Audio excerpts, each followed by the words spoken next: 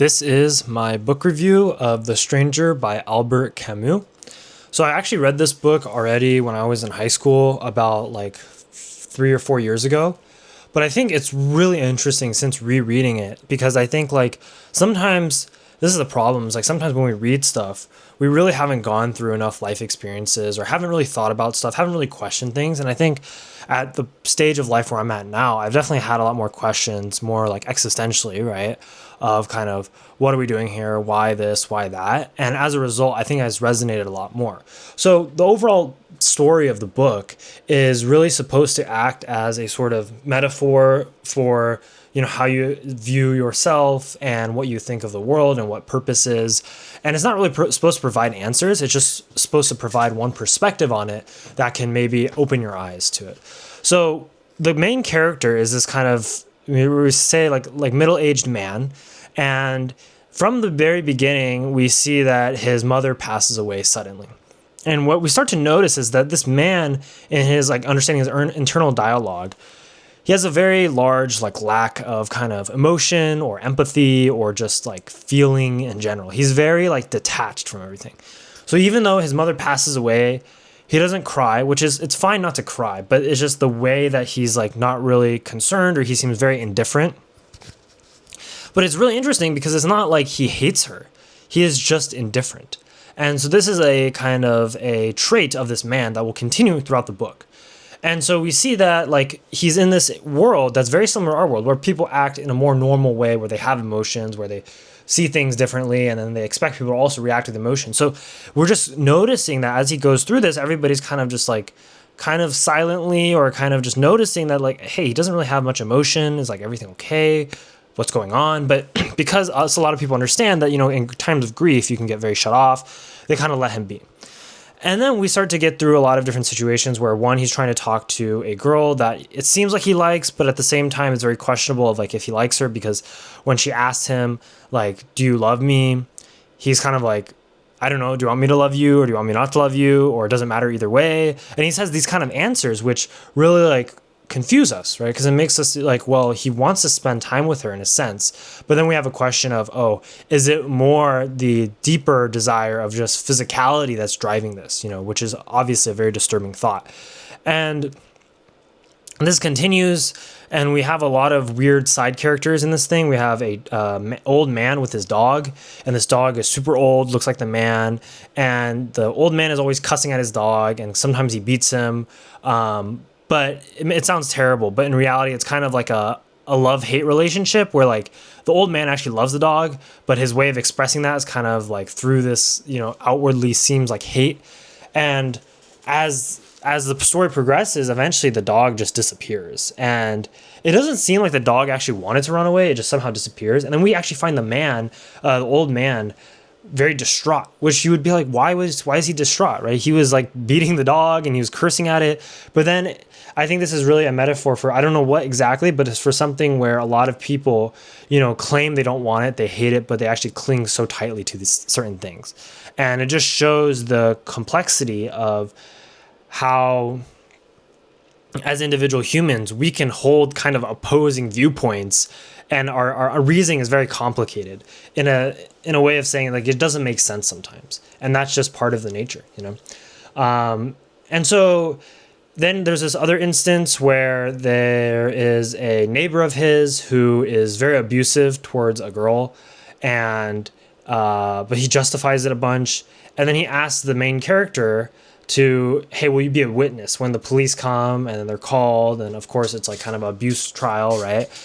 And then the guy's like, sure, why not? Because he's so indifferent. So he's not really reacting. He's not really like, it doesn't seem like he's thinking much either. And this is something my friend told me that actually prompted me to come back and reread this book, was kind of like the idea of the stranger. I think one of the many ideas is that he's kind of just living in the present in a like not very good way, in the sense he's not really thinking too much about stuff, which I think can be beneficial. But like the point of this is the author is taking this to the extreme, right? So obviously we don't want to be so indifferent to this point, but it is a sharp contrast to people who, let's say, are the opposite of indifferent. They care too much about everything, right? And I think there is something to be learned from that. But it was interesting in the sense of like he doesn't really reflect on his actions very much, and he also doesn't feel a lot of pressure to go with the crowd. There's a moment later on. So what ends up happening is he ends up killing somebody. We'll get into this, but there's a moment later on during the trial when he realizes that, oh, everybody thought he was guilty. But like the way this realization is framed is just points to the fact that he himself never like thought about that or never thought about what society thinks about him. And that's a very interesting thing. But anyway, so what ends up happening is it's this guy who's kind of like the guy who's abusing his like, girlfriend, you can kind of call him a pimp, right? He has this like friend who they're going to go on they're going to stay at a beach house and it's going to be nice. So he invites the main character and then his girlfriend, right? The one who he's like says, I don't know if I love you or not. And then the girlfriend also asks him like, will you marry me? And he's kind of like, I don't know. Do you want me to marry you or not? Or like, it doesn't matter either way. And of course that's not the answer you're supposed to give, right? But like, and of course the girl is very kind of distraught in that sense, but she just loves him a lot, right? So anyway, they go there, and then we have a very normal kind of day in the sense they're out at the beach, they're swimming together, they're playing, blah, blah, blah, blah, blah. They come back, they eat lunch. Then they go out, and they're out at, like, on the beach, and then the main character just talks about the sun and the heat and how it just like, keeps getting warmer and warmer and warmer and warmer.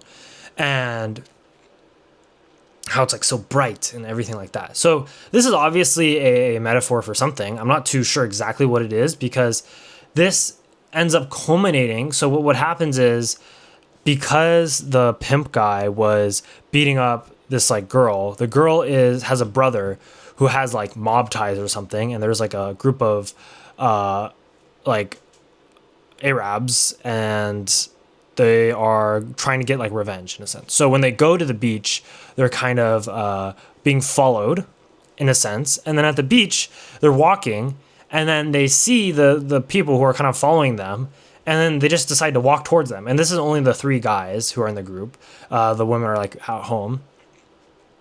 And then so the pimp guy is like, okay, I'm going to punch one of them. And if things go down, I need you guys to support me, as in like, because there's three of them and three of the other people. So I'm going to punch one. If the other person tries to attack me, one of you guys punch them, and the other guy has to do the last person, right? Then what happens is they start fighting, and then one of the Arab people starts bringing out a knife, and he starts cutting up the pimp guy, which is like terrible, right? So that guy's bleeding, so they come back, and then the women are horrified. And then the whole time, this main character is just very indifferent. Like, instead of explaining what's happening to like the women or anything, when the guys like all leave and the guy's here, like he has to go see a doctor, he just sits there and just smokes a cigarette and just looks out the window.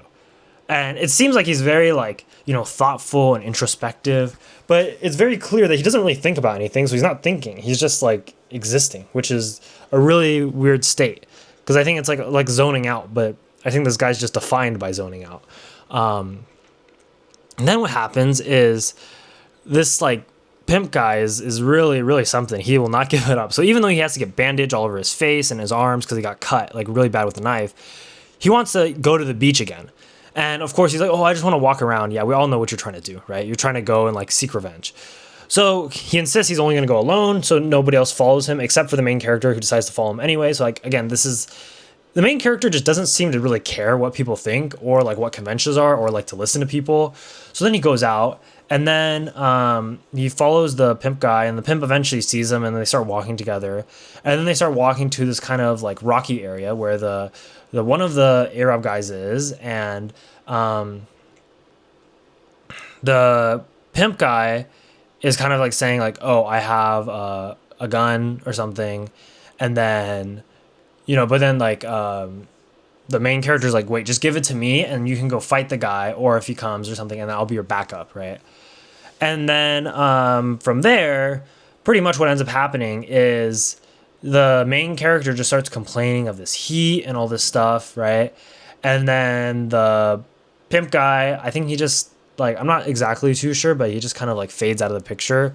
And then the Arab guy is just staring at him, and then he just feels the heat, the sun, the brightness, and it's almost like as if without thinking, and almost like for no reason. And he also boils it down to a really weird logic of like, he's like, I can either just shoot or not shoot. And it seems like so simple, and it seems almost as if he can't weigh the consequences correctly. In the sense, he's just like, it's just an action. He is like so far detached from his reality that he just views it as a binary yes or no. It's kind of like, oh, do I flip the coin, or do I, go out today? Do I stay in? Do I wear this piece of clothing, or do I wear something else? Like, it's just such a minute detail. But even though we're talking about somebody's life here, right? And then in a flash, he just picks it up and then shoots the guy, right? Which you'd think, okay, that's already like a lot, right? He killed somebody. And then he waits like a second and he shoots him 4 more times. And throughout the book, we never get the reason why he shoots him 4 more times. And like, my hypothesis could be the fact that he just, again, there's no reason. It's just like, he just doesn't think about it. He's just like, okay, why not? It could be maybe there's 5 bullets in there. Who knows, right? So it's like these kind of things where there's no reason for stuff. And then the whole second half of the book is him being put on trial. And then the prosecutor, all these people, they're like saying you're a monster. Like, why would you shoot him a second time? This was premeditated. And the funny thing is, it really wasn't premeditated. Although, like, you can look at all the external factors and realize that it seems like it was, right? And then as a big evidence for the trial, the prosecutor is like, this guy's mother died. And then the day after, he was like spending time with his girlfriend, and then he went to go watch a comedy, and then a lot of people said that he didn't seem very sad at his mother's dying, and then later he just goes on and kills this guy for no reason, so it's like he just paints him in the worst possible light. And really I think the big conundrum thing is like the main character is kind of like, I didn't know that I could be like, never really says this, but he's like, I never knew that I could be tried and put to jail for just not reacting to stuff. That's kind of the moral. Because like in reality, he's given the death penalty, which is mainly just a result of him seeming like he's not remorseful. Like, I'm pretty sure if he just cried, then everybody would connect with him and feel like he has emotion and then forgive him. But because he can't cry, he can't be forgiven. And as such, people feel detached from him. He feels detached from himself. In fact, like, he has almost no, like, as his lawyer comes in, he doesn't care. Right. And then even the lawyer's like, well, can you say that maybe your like feelings were repressed or something? And he's like, no. He's like, I'm not going to say that. That's not true. And he just doesn't like care enough to even, change it. And a really interesting thing. So then, of course, he's being held in jail while his like sentence is going on. And in the beginning, he says it's very difficult because he's like kind of missing his girlfriend, and he doesn't have a lot of interactions with women and stuff like that. But then he feels like very soon he gets used to it, and then he just stops thinking about her, which is like really weird because you're like, didn't you like love this person? And it brings all these kind of questions. And then he adapts very quickly to like the prison life. And then I think this is the one big theme I took away from this book was like, happiness is kind of a very fickle thing. And I've heard a lot of people just kind of say this, that like, you really should not base your life. A lot of like philosophers say that you should not base your life off of happiness, off of like trying to chase happiness, because you should view happiness as more of a byproduct that like comes as a result of doing things. And so as a result, people say that you should try to chase purpose. You should try to feel fulfilled. You should try to do things that like you think have meaning, and not have your meaning just to be happy. Because we see this man who goes from having all this freedom to being confined to a jail cell, and he actually adapts relatively well. Like, of course it's not easy, right? And then he can't smoke all the time, and he feels like kind of upset about that, but he actually adapts like pretty well. And this just goes to show that really a lot of stuff in our life is relative. Like, there's very little that the human mind cannot just adapt to. Like, if you think about your big changes in life, right? They seem so big, and then all of a sudden they just seem so normal. They seem like, how could I have not lived like this before? And that just points out to the fact that if you always try to chase happiness, happiness really comes from, if you think about it, a change in your state of being. In the sense of like, if this is always a very classical one, right? If you win the lottery, or if, let's say, you get into your dream school, or you retire your parents, or, you some other big event, right? Or you get married, right? That kind of thing. That will be a very net positive because it's such a large change in a moment. But the truth of the matter is your baseline happiness is at a certain level. And it's easy for you to like raise it temporarily and decrease it temporarily. But it's very difficult. It is possible to raise it overall in general, but that's typically tied more to satisfaction. So the point is, like, you can't permanently increase your happiness. This is what happens when people get, very successful and they think that money will make them happy. And they realize that all of a sudden they were happy for a minute and then they just go back to being the same selves. And that it didn't really change much because they just get so used to it. So this is a really interesting situation because you would think, oh, like he does miss his freedom a little bit, but you would think he would really miss it because he's going night and day from like, he has a job, but he would just like go out on the beach all the time, just like walk around, this kind of stuff. And then all of a sudden he's in a cell. And you would think like, oh, wouldn't he be very, like not like that? Wouldn't he be very unhappy? But he just adjusts. And it's kind of like almost like he doesn't care again, which is, it's interesting because obviously not caring is like it's a bad thing, right? But at the same time, you see how it's a weird strength in the sense of like in this situation, he just adjusts and he just like kind of accepts it for what it is. Of course, he should have some more introspection and be like, maybe I shouldn't kill that person, then I wouldn't be here. But it's part of the absurdity of this is that he just doesn't think about that. And then so he just exists in this new present moment. It's almost like he detached himself from his memories and his past actions to the point of where he doesn't think he's responsible for them. And then he doesn't feel like they're even tied to him.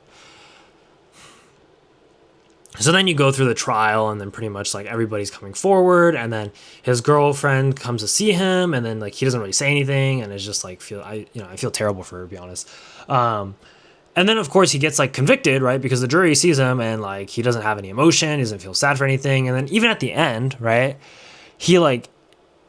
He says that the son made him do it, which like you can kind of understand the context because you read and you have the background knowledge, but you can also understand that from the jury's point of view, they're like, what do you mean the son made you do it? That doesn't make any sense. It's not a reason. And I think a really interesting to wrestle with is what does the son represent, right? What is this very like hot, overbearing kind of thing that forces us to do things that maybe we don't want to do? And how could that, let's say, cause him to deviate from his own state of indifference to actually like doing some action, right? Because you think about it, he has to care enough to actually get pushed into the action of shooting the guy. And so it's like, what is it about that son? Is it like kind of, the fact that everybody demands you must have a purpose in life? Is it the fact that everybody thinks you have to be happy in life? Like all these, I mean, I'm not sure, but I feel like it could be all these external standards that people think about when they think about the concept of life and how society has conformed that so that if you stand out from that at all, then all of a sudden you're like, just a failure or like you're just being pushed. So you maybe have been pushed to do something that's meaningful, that like has repercussions, that can be remembered, that can leave an impact. That could be completely wrong, but that's just kind of my theory. And then,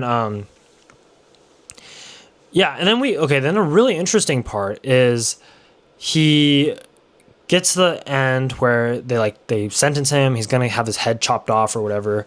And then this chaplain comes and tries to talk to him. And the chaplain pretty much says like he just says, everybody else before you who has gone on a death penalty has always turned to God before this. And it's really interesting how in the man's inner moment, he doesn't want to hear it. He's like, I only have a certain amount of like time left before I get my head chopped off, right? And as a result of that, I want to live my life as I want to live it in this cell, and I want to have my own thoughts and not have to deal with this kind of stuff of you talking to me, because in a sense, you're wasting my precious life moments that I have in the moments leading up to it, right? But you just see this chaplain just like pleads again and again and again. He's like, I know that deep down in there's something that like wants to believe in a God or a higher purpose or wants another life, but you just see he has none of it, right? He's completely indifferent. He's like, doesn't really care. He's totally in the present moment. And the chaplain really does come off as kind of like overbearing in the sense, like, it seems like he's doing way too much. Like he's just pleading and the guy really does not like it, but he doesn't say anything. And then like, he's, trying to get closer to the guy and like trying to convince him and all these kind of things, right? And then in the end, right, he just makes the guy explode at him. And he just says like, I don't want to hear from you anymore. I'm done with this. Like, I'm not going to do whatever you want me to do. I'm not going to believe in whatever you want me to believe. Like, leave me alone. And then he starts getting really agitated. So the guards come in, they pull the chaplain away. And that's kind of how it ends. And I think it's a really interesting way if you view meaning, right? I mean, this is from a very like just detracted view. of how people try to find meaning in their lives. And again, there's no right or wrong answer, right? You can't say that somebody's sense of meaning is wrong, as long as like, it doesn't hurt a ton of people, hopefully. But like in that sense, you can see how he in a sense rejects all meaning, in the sense that he doesn't believe in God, doesn't believe there's an afterlife, doesn't believe in a higher moral purpose. He kills a guy, which is like supposed to be really bad, and you're supposed to feel really remorseful as a human. And if you believe in human connection and the power of like, caring about other individuals, this is like a big no-no. He doesn't have any remorse for that. And so he just rejects all meaning. Yeah, at this end, you understand that like after the chaplain leaves, then he's just like sitting in his jail cell looking up at the sky. For some reason, I don't know why he can see the sky, but he can see the stars. And then he feels a very this is the morning before his execution. He feels this profound sense of like contentment. And it's really weird because like he hasn't felt anything throughout the entire book, but he finds this really profound sense of being like kind of content. And he really relates to his mom and how maybe this is how his mom must have felt. And he just comes to term with like kind of the fact that he's going to die. And the other thing he says is like, well, really, if I think about it, if I'm going to die now or I die in 20 years, I will die all together, right? And so you see how like this is a very present moment kind of thinking, right? Because like he just feels like it doesn't matter. Yeah, so I think this book is really, I would recommend not reading it until you're like 18 and over or something, just because I feel like you need to have some sort of life experience and go through some stuff maybe before you read this, so you actually have perspective on what they're saying. And like in no sense like do I fully agree with any of this, right? But I think it's a really interesting way, by studying the extreme of something, and this is of course not even real, but by studying the extreme, it can make you question like, what is it that the world says is supposed to give meaning to my life? And do I agree with that? And is that what I want to live? And like, it just kind of like leads you to ask all these kind of introspective questions that I think are pretty valuable. So overall, I think this is a really great book. Like, given the fact that I already read it in high school, I thought it was going to be very boring, but actually I took away a lot from it. And so I think too, that's another thing for my book series going forward. I want to include some more some more fiction into my reading, not just purely nonfiction. Also, maybe one day, because I mean, originally it's translated from French, I believe. And I know that like in translation, any text, you lose like at least half of the meaning, I would say. So it'd be interesting if one day, to maybe be able to read it in the original language and then understand even more of that. But of course, that would be a very big journey. But yeah, if you have any other questions or book recommendations, put them in the comments below. Otherwise, subscribe for more, and I'll see you in the next video.